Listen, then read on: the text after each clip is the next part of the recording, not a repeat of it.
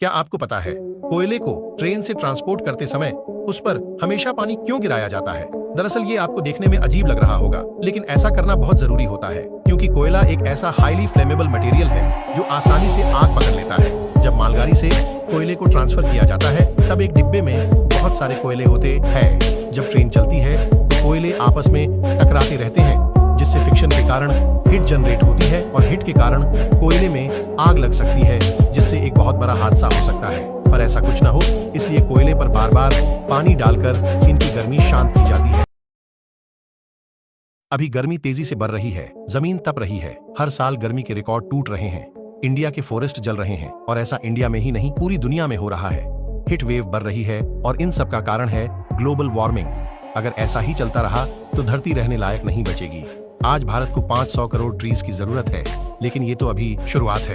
तापमान को 40 डिग्री से 50 डिग्री होने में देर नहीं लगेगी। आज से ही हमें समझना होगा और ट्रीज लगाना होगा।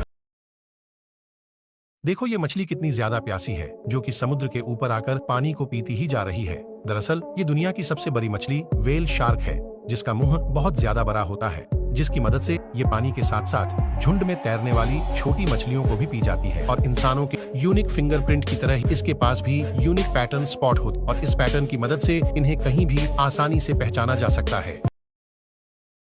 क्या आपने कभी सोचा है चींटियों का घर अंदर से कितना बड़ा होता है? बस यही जानने के लिए वैज्ञानिकों ने एक बार सीमेंट का पाइप एंट कॉलोनी में लगा दिया, जिसमें से पूरे 3 दिनों तक लगातार सीमेंट जाता रहा और 10 टन सीमेंट खाली हो गया। फिर सीमेंट सूखने के बाद वैज्ञानिकों ने जब वहां खुदाई की तो उन्हें पूरे 10 दिन लगे। फिर खुदाई के बाद उन्हें चींटियों का 2 मंजिला का साम्राज्य मिला, जो कि इंसानों के घर से भी बड़ा था और उसमें लगभग 100 करोड़ के आसपास चींटियां रहा करती थी। और कॉलोनी की व्यवस्था के लिए चींटियों ने सिटी में road, highway, store room, garden, nursery, chamber, यहाँ तक कि वेंटिलेशन का भी पूरा इंतजाम करके रखा था।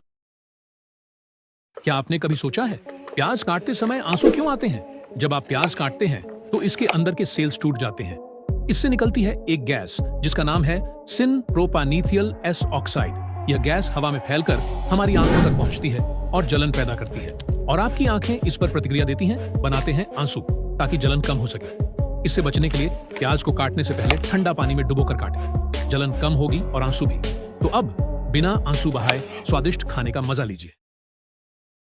ये जिन्हें तुम गाय के छोटे बछड़े समझ रहे हो, ये दुनिया की सबसे छोटी गाय की प्रजाति है, जिन्हें पुंगनूर के नाम से जाना जाता है और ये सिर्फ हमारे भारत के आंध्र प्रदेश में ही पाई जाती है। पुंगनूर गाय की हाइट सिर्फ 2 से 3 फीट ही होती है और इनका वजन 100 से 120 किलोग्राम तक होता है। ये गाय बहुत कम खाना खाती है, इसीलिए गंदगी भी बहुत कम करती है, लेकिन इसके बावजूद ये गाय हर रोज 2 से 3 लीटर दूध देती है, जो कि नॉर्मल गाय के दूध के मुकाबले में ज्यादा गाढ़ा, ज्यादा मलाईदार और ज्यादा न्यूट्रिशियस होता है। ये गाय देखने में तो क्यूट लगती है और इनमें खूबियां भी बहुत सारी है, इसीलिए एक पुंगनूर गाय की कीमत लगभग 5 लाख रुपए होती है।